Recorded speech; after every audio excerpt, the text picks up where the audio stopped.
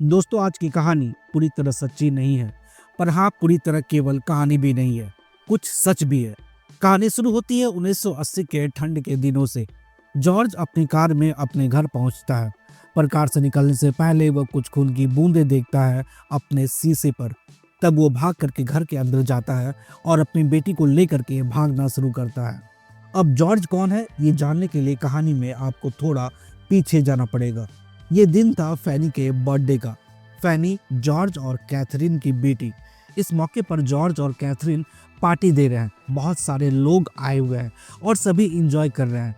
इसी बीच जॉर्ज सबको बताता है कि उसकी पीएचडी कंप्लीट होने के बाद उसे एक नई जगह जॉब मिल गई है, जो है कैलिफोर्निया, और वहाँ एक कॉलेज में ये प्रोफेसर के रूप में ज्वाइन करने वाला है। सभी ये बात सुनकर के बहुत खुश होते हैं। कुछ दिनों के बाद जॉर्ज कैथरीन को कहता है कि उसे वहाँ एक घर मिल गया है जो बिल्कुल हमारे सपनों के घर जैसा है। कैथरीन एक आर्टिस्ट थी और जॉर्ज भी पेंटिंग करता था, तो ये दोनों उस घर में शिफ्ट कर जाते हैं। हालांकि घर बहुत पुराना था, पर काफी खूबसूरत भी था। दोनों को घर बहुत पसंद आया। इसके बाद जॉर्ज ने कॉलेज भी ज्वाइन कर लिया और काफी कम समय में लोग उसे पसंद भी करने लगे थे। एक दिन घर पर कोल और एडी नाम के दो लड़के आते हैं कैथरीन से काम मांगने। कोल एक बेबीसिटर था और वो खुद भी बच्चा था, और एडी एक गार्डनर था। ये बहुत ही कम पैसे में काम करना चाहते थे। ये बात उसने जॉर्ज से कही। हालांकि वो बाहर से किसी को रखने वाला था, पर कैथरीन को वो दो लड़के अच्छे लगे।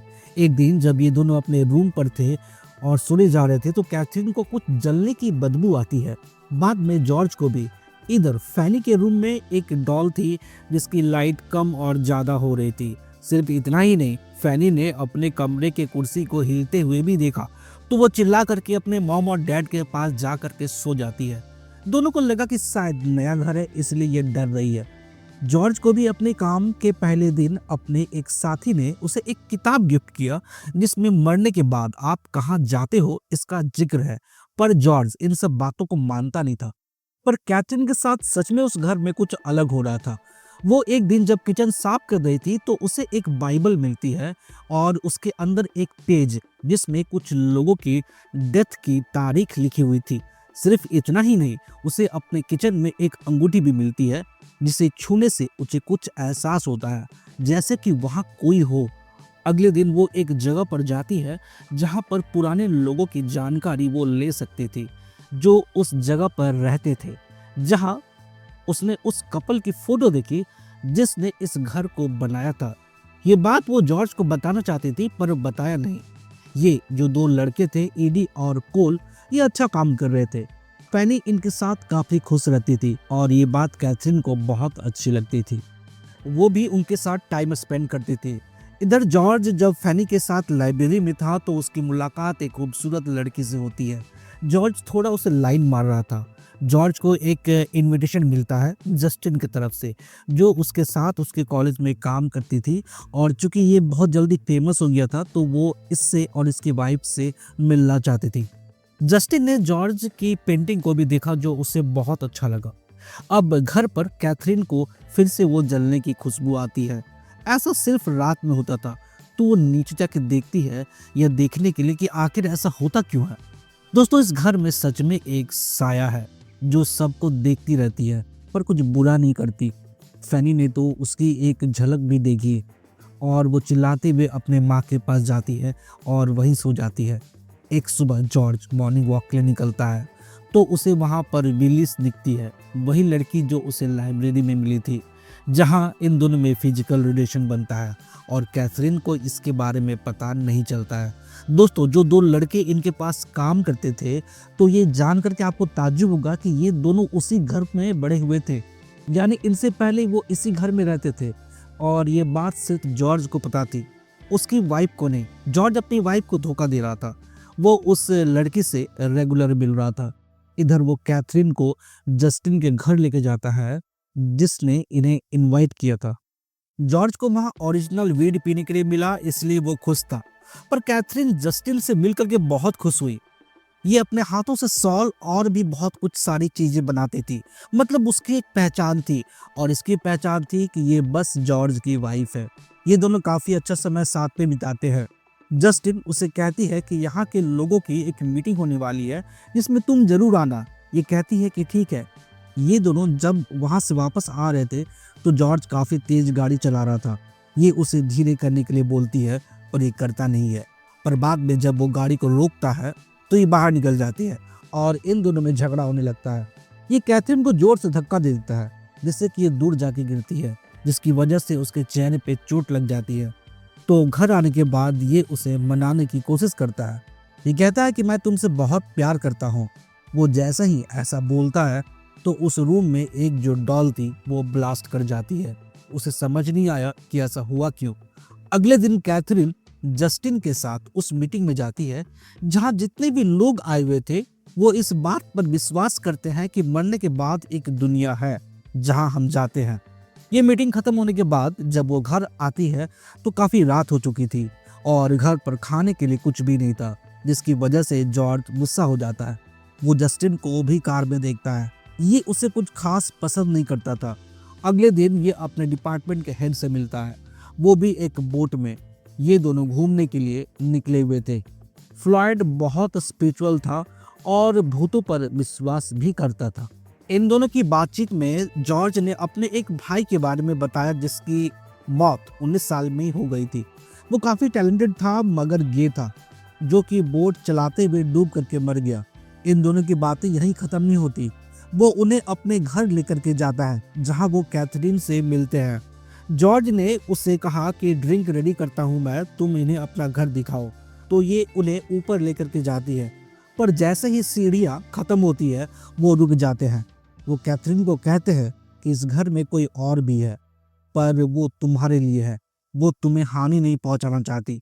ये कहती है कि हाँ, मुझे इस बात का एहसास है और मुझे ये बात और इसका एहसास अच्छा लगता है। मेरी बेटी ने तो उसे देखा भी है। पर जॉर्ज को ये कोई पागलपन लगता है। ये कहते हैं कि हाँ, उसकी उम्र ही ऐसी है।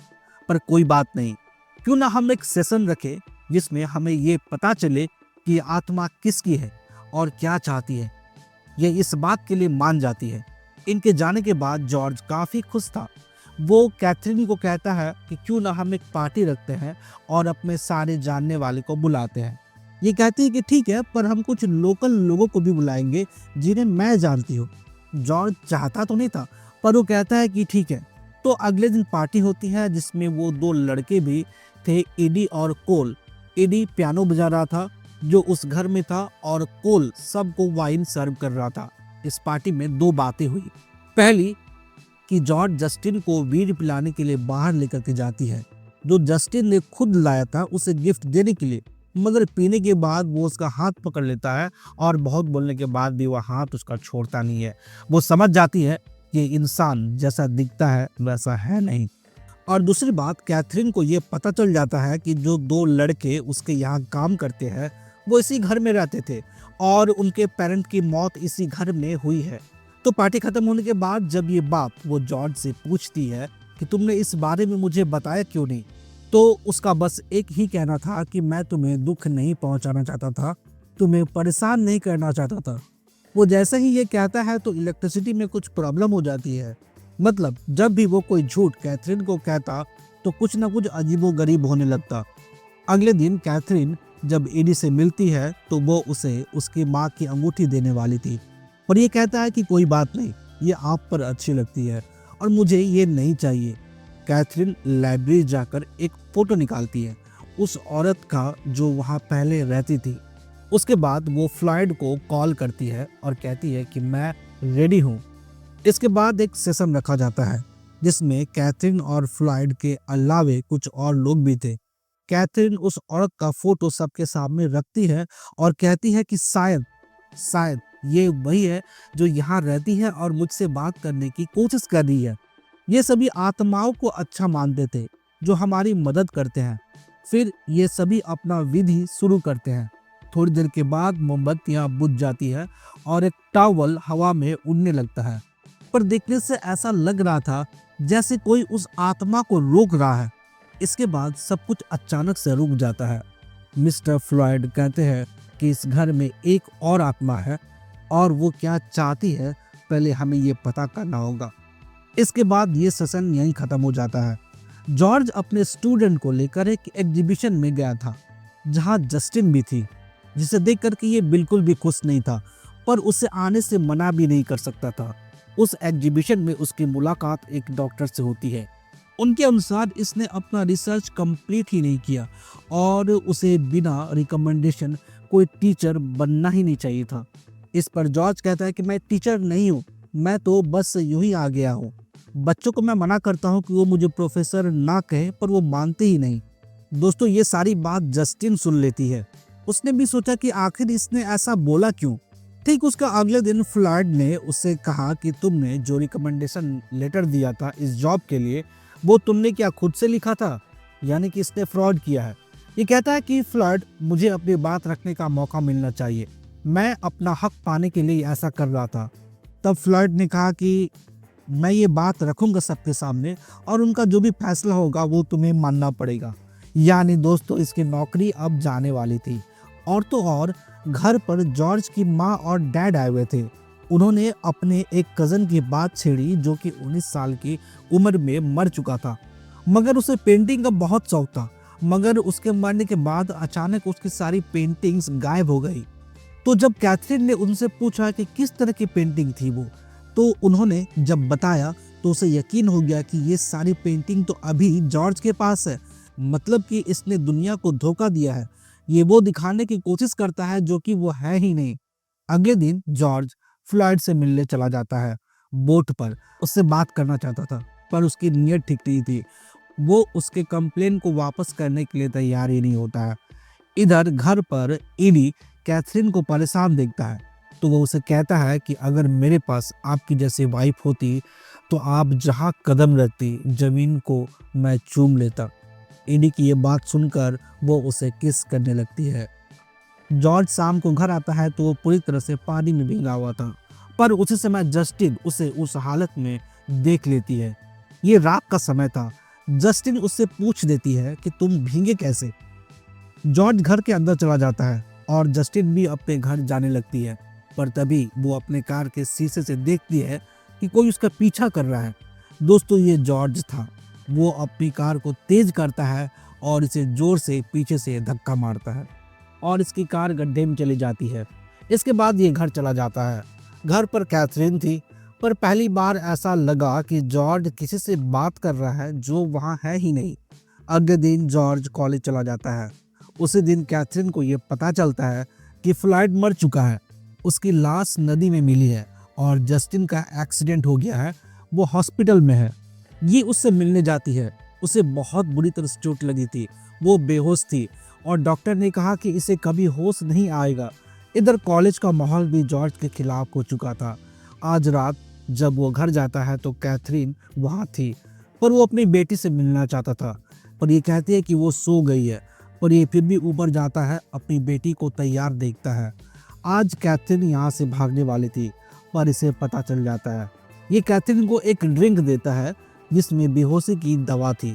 कैथरीन को इसकी सच्चाई पता चल गई थी कि इसी ने फ्लॉयड और जस्टिन को मारा है, पर वो कुछ कर नहीं पाती।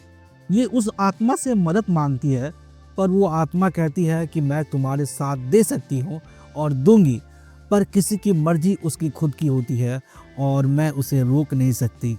कैथरीन बेड पर बेहोश थी। इधर जॉर्ज अपने हाथ में कुल्हाड़ी लेकर खड़ा था।